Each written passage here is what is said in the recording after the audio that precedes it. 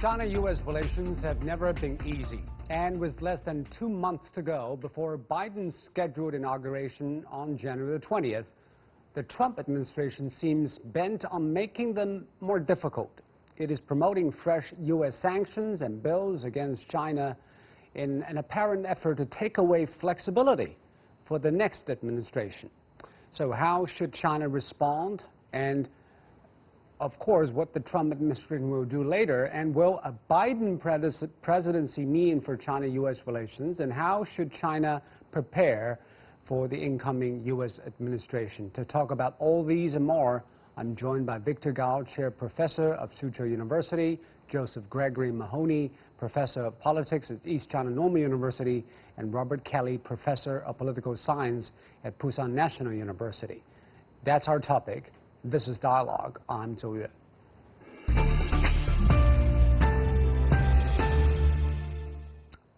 Let us start with the latest news. The 2021 U.S. National Defense Authorization Act includes 2 provisions supporting Taiwan. The parts of the bill related to the Taiwan include a section calling for continued arms sales, a timely review and response to Taiwan's request for defense articles, and expand bilateral military partnership. So my question is, Victor, it seems that China always maintained Taiwan issues the fundamental interests of China, but Taiwan has always been used as the most convenient leverage by the U.S. side. But where it will go? Well, first of all, the proposed elements in the NDAA bill is absolutely a violation of the 3 joint communiques between China and the United States. Therefore, the United States government is in violation of its commitment to China, and this is not to be tolerated. And this actually creates more conditions for greater tension across the Taiwan Strait and will not bode well for the future relations between the 2 sides of the Taiwan Strait. Secondly, the Trump administration is numbered in terms of the days or weeks before it will need to vacate the White House. So let us place more hope for the Biden administration. Hopefully the Biden administration will decide to do the right thing for the United States, but also for China, because fundamentally China and the Chinese people are not enemies of the United States or the American people, and we need to figure out a way to get along with each other. And reducing tension across the Taiwan Strait will be a key important initiative between China and the United States, and also between the 2 sides of the Taiwan Strait. This is a very important thing all of us need to be very much focused on in terms of reducing tension and paving the way for more peaceful and stable relations across the Taiwan Strait. Yes, but Joseph, many Chinese are hoping that the Biden administration might tone down the rhetorics on Taiwan. But is it wishful thinking?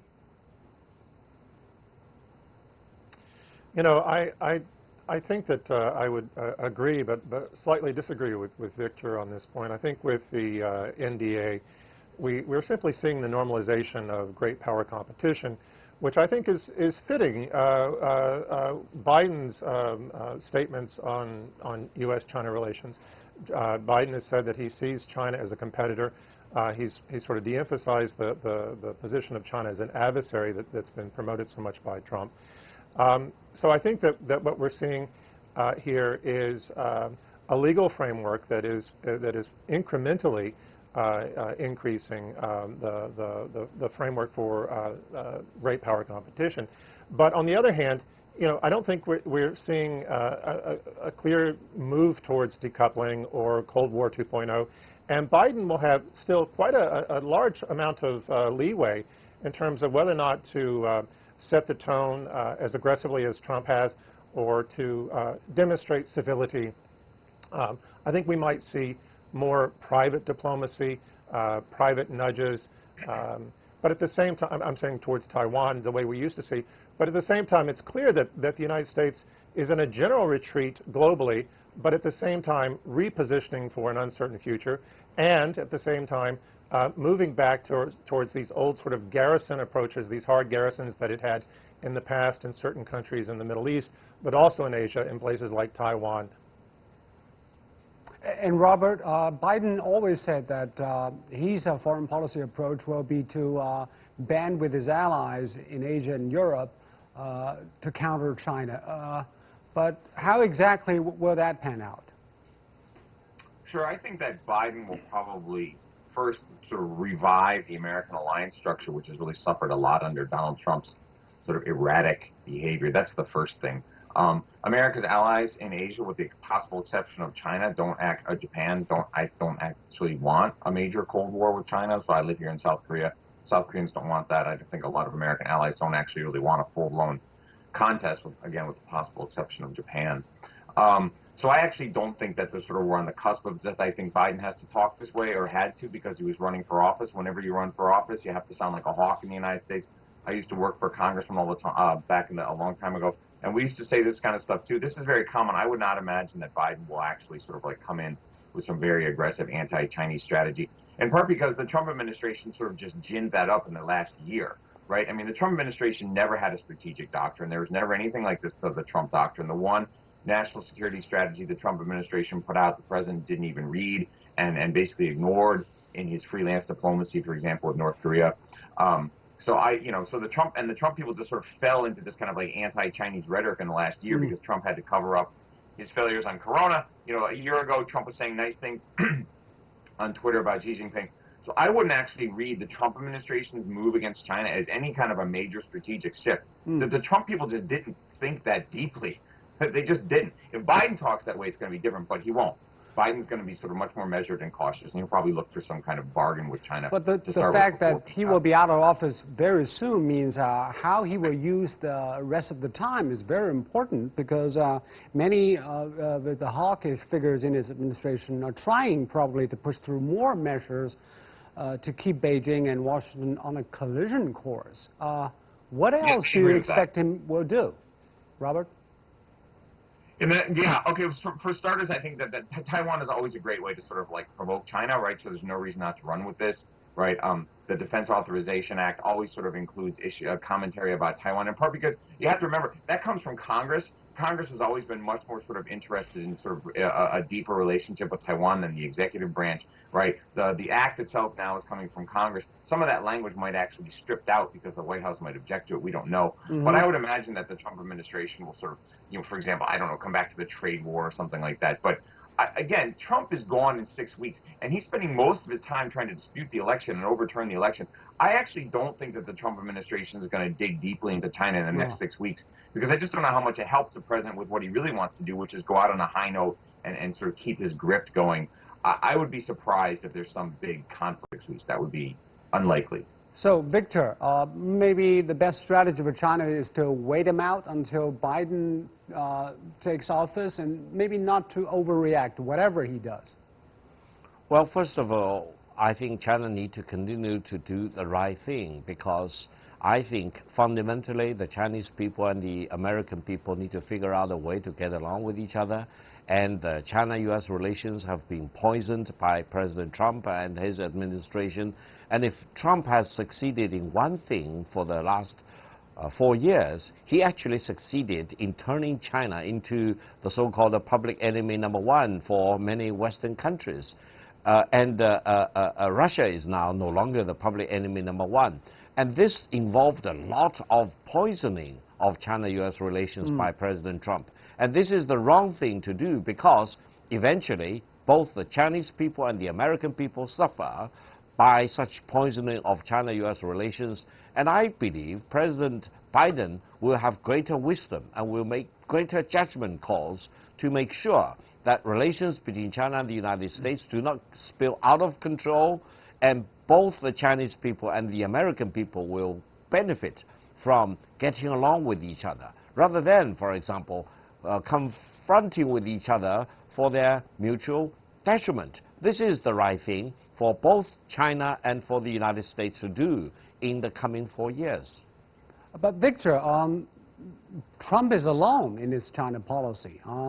As Robert just explained, the congressmen on the Hill probably are more hawkish than Trump is towards China. And the political climate in the U.S. is becoming more toxic when China is mentioned. What should China do? Absolutely. I think the overall atmosphere in the United States as far as China is concerned is very much poisoned, and many members of the Congress, senators or representatives take a very hawkish attitude towards China, as if being tough or tougher on China will serve their own political agenda. I think China need to really make the case to the American people at large that being tough on China should not be the right litmus test for the American politicians. I think the real test should be whether being tough on China really serves the fundamental interest of the American people. Okay. I would dare to say it doesn't, because it's against the fundamental interests of the American people, and China-U.S. cooperation and getting along is both in the interest of China, but also equally importantly in the interest of the American people.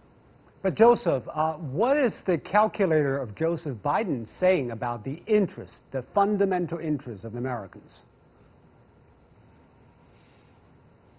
Well, you know, I think Biden has made it very clear coming in that what the United States needs right now is to get its own house in order economically, but above all, related to the economy, getting COVID under control. What we see is Biden focusing right now on a vaccine strategy. He made a promise yesterday that there'd be 100 million doses distributed in the first 100 days. And I think, you know, above all, what we've seen in terms of his foreign policy team, there's a general orientation towards Europe and a refocusing, actually, of foreign policy towards Russia. That said, Biden has made it clear that China and Asia in general requires a special focus. There's even been floated the idea that there'll be a so-called Asia czar. And so I think that in some respects we're going to see, in fact, this trend that was underway in the Obama administration, where Biden was a key figure, of that more systemic pivot towards Asia, as opposed to this ad hoc anti-China policy that we've seen from Trump. What specifically do you see that Biden will do differently?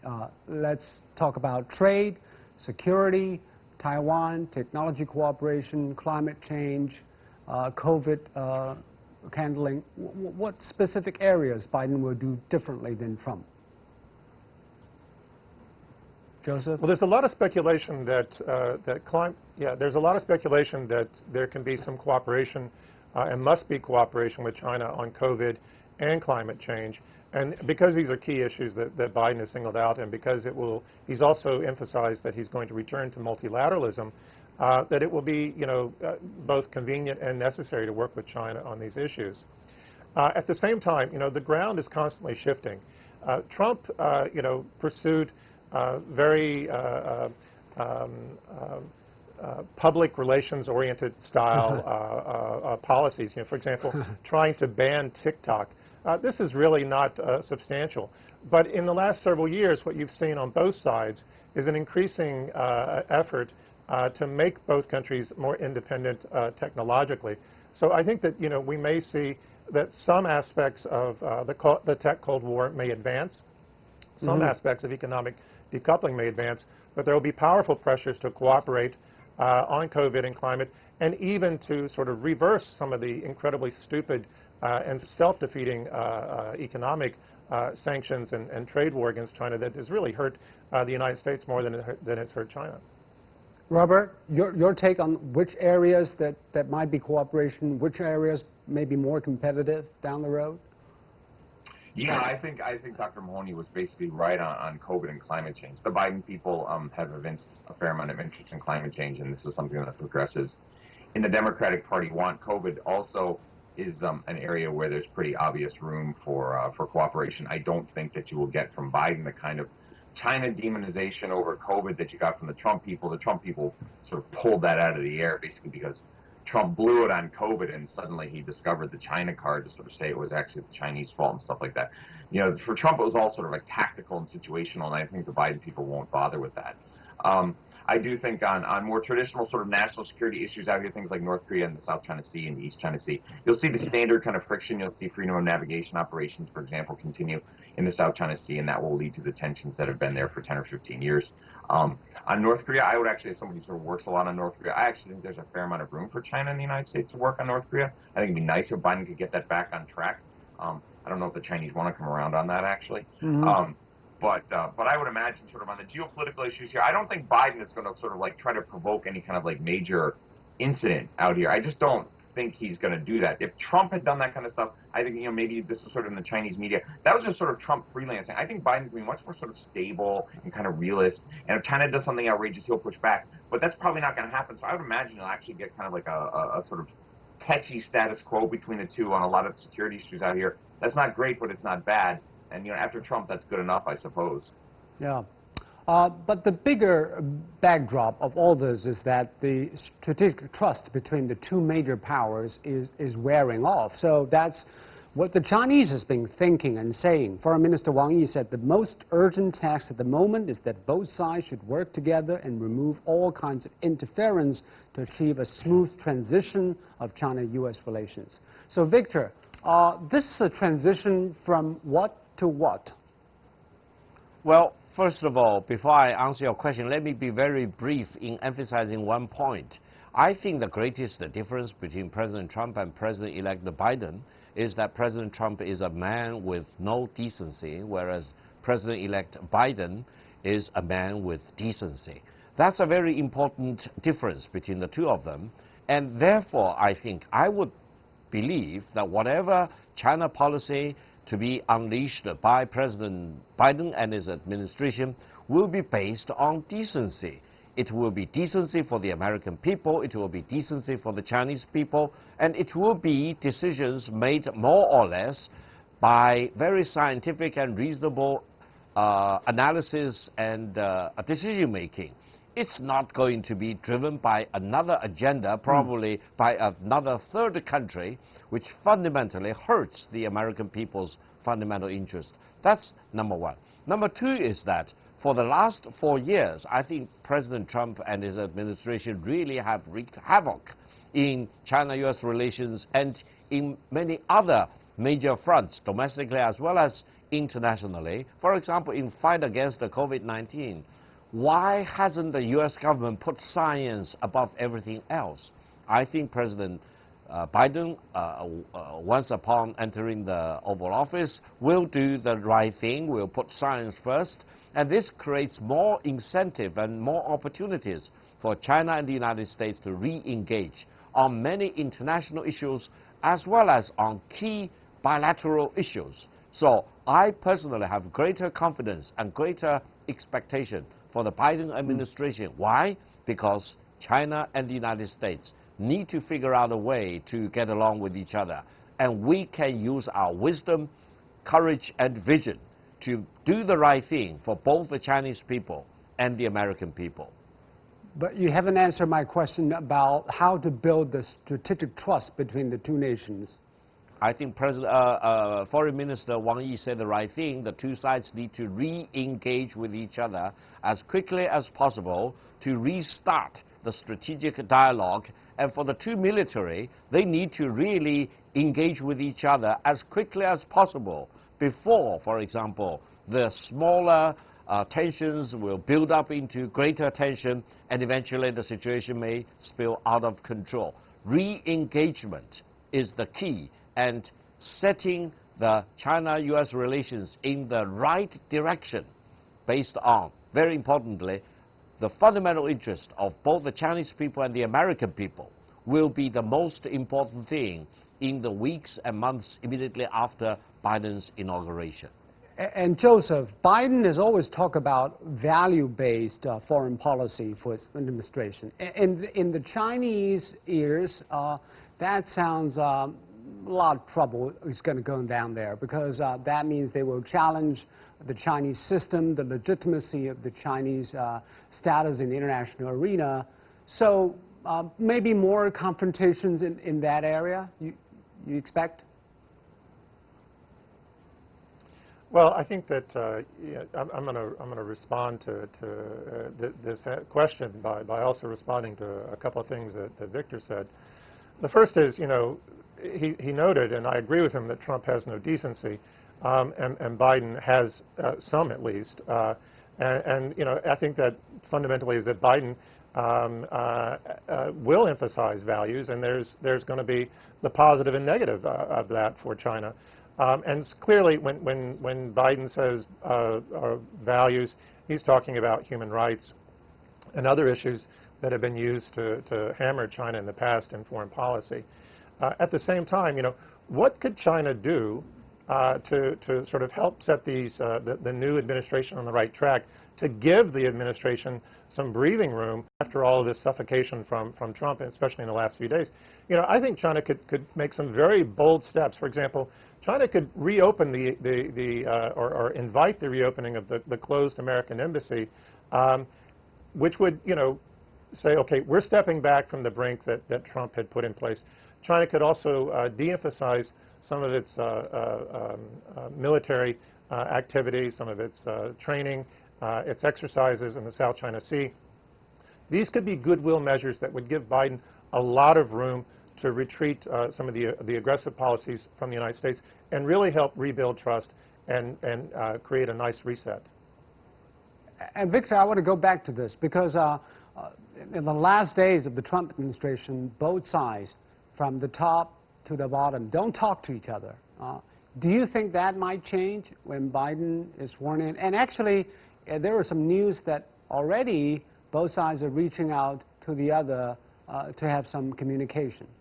Absolutely. I think the Chinese government and the Biden team should, and I think they have already started to engage with each other, because this is probably the most important thing to do. Now, talking about the reopening of the Chengdu Consulate General, let's remember the real fact. That is because the Consulate General was closed because the Americans forced the Chinese side to close the Houston Consulate General. Therefore, I think it's very logical for us to expect that both the Houston Consulate General and the Chengdu Consulate General should be reopened as quickly as possible, because it's in China's interest as well as in Americans' interest.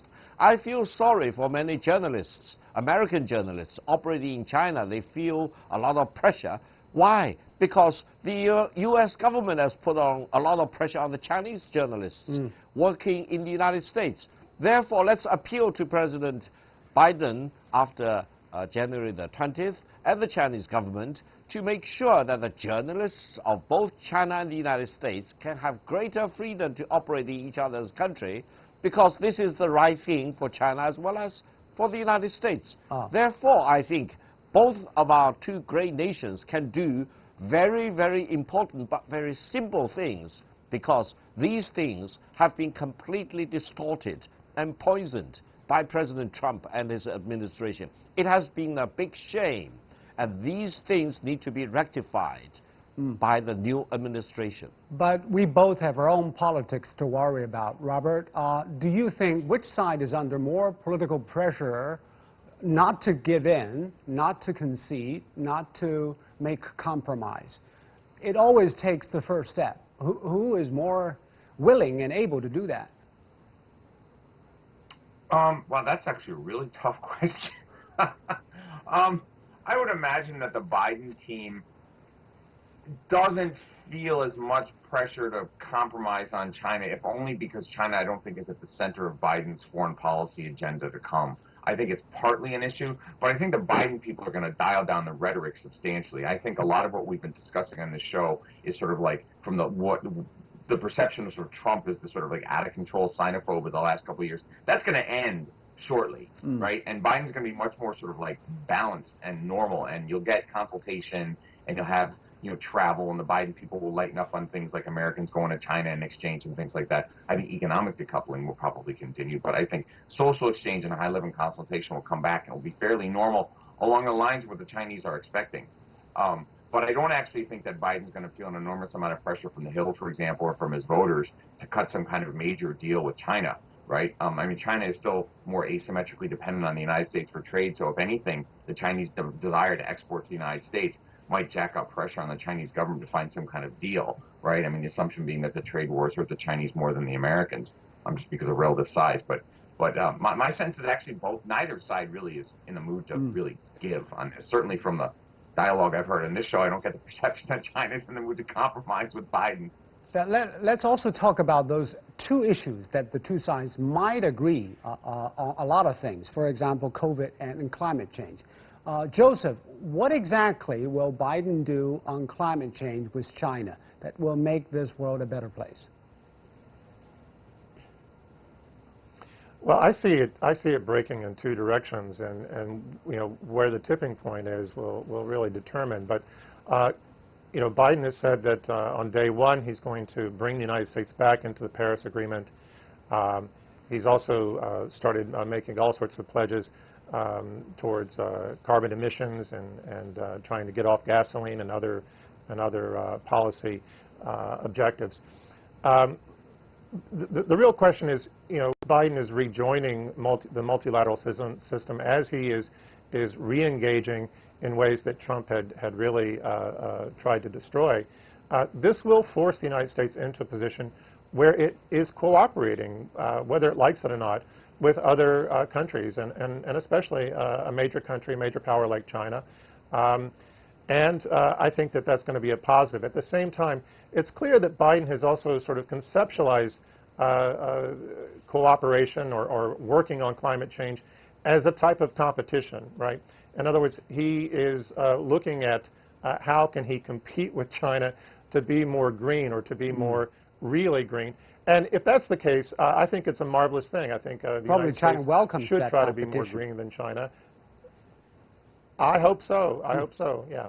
And also, I'd like to talk about businesses. Victor, the Chinese leadership says they will continue to support engagement with business leaders from America. And actually, we have seen more American financial services entering the Chinese market in droves. But can that translate into better economic relations between the two sides? Victor? Well, the more China and U.S. trade with each other, the more business we have with each other, the better for both countries. And this is exactly why President Trump and his team have been doing the wrong thing, because they are doing things which hurt China, but also they are doing things which hurt the American people. This is really the true irony of the Trump administration. Therefore, I think China and the United States in the Biden administration can decide to do more business. I have personally proposed that China-U.S. trade volume should be increased rather than reduced. It could be increased to about $1 trillion on an annual basis. And, for example, we should encourage more Chinese students to study in the United States. The Trump administration has threatened to cut down the Chinese students studying in American universities. This is bad for China, but equally bad for the United States. It may actually contribute to the closure of many U.S. colleges and universities eventually. So let's have greater and more exchanges of goods, services, ideas between these two great countries. Let's view competition not as a threat. Competition is inherent in whatever humans are doing. We should look at each other as an opportunity rather than a threat. Yes, indeed. That's why Foreign Minister Wang Yi said this is a historical juncture. Maybe it deserves both of us to do some soul-searching. Thank you very much, Victor, Joseph, and Robert. Thank you. You've been watching Dialogue here on CGTN. I'm Zhou Yue in Beijing. Thanks so much for watching. Goodbye.